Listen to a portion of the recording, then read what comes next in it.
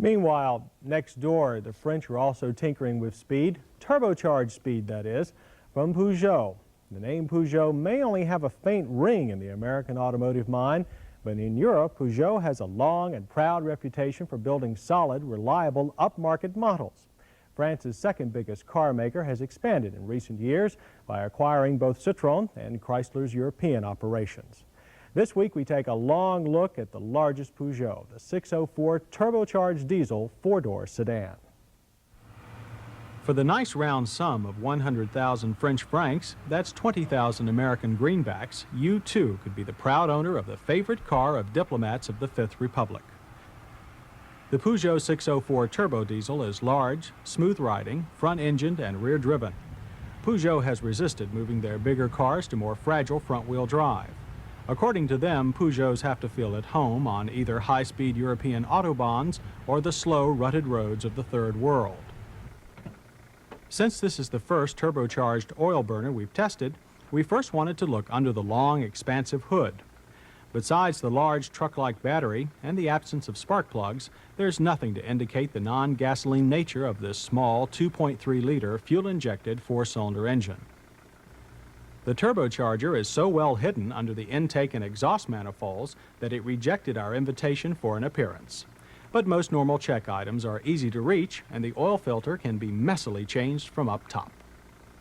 The object of a turbo diesel is to give you the power of a small-engined, gasoline-powered car while maintaining diesel-like fuel economy. The EPA rates our 3-speed automatic car at 23 city and 29 highway. The standard 5-speed manual rates about 17% better. During our test, we managed a combined figure of 28. Not bad for 3,500 pounds of French pride.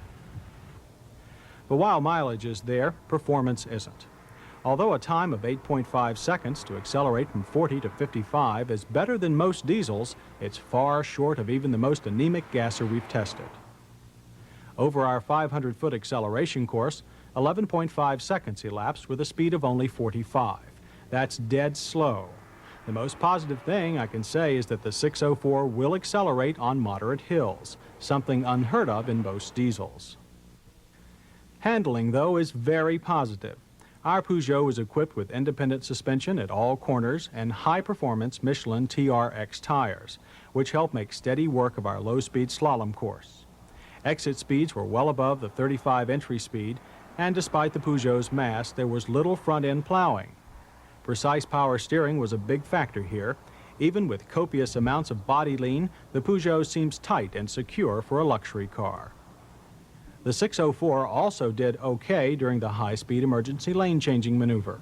But with a lot more weight in the front than in the rear, there was a pronounced tendency for the back end to swing wide.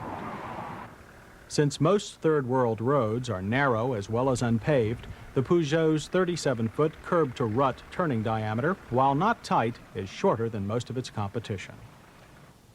Brakes also performed within normal expectations.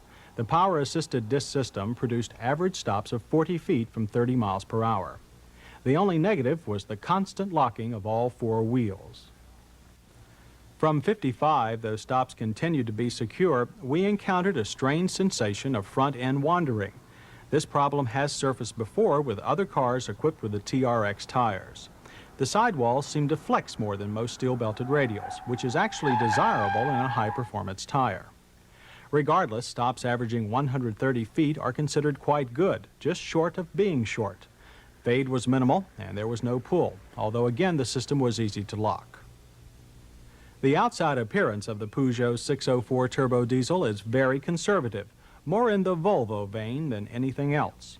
The slab sides and straight door glass aren't without their advantages.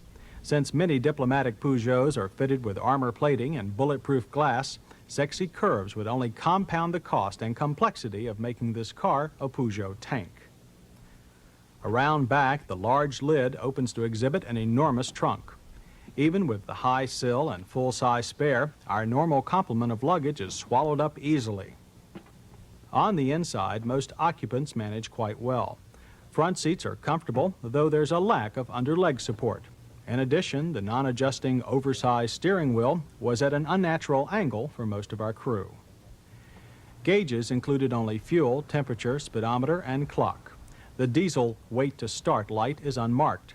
There's no turbo boost or oil pressure gauge.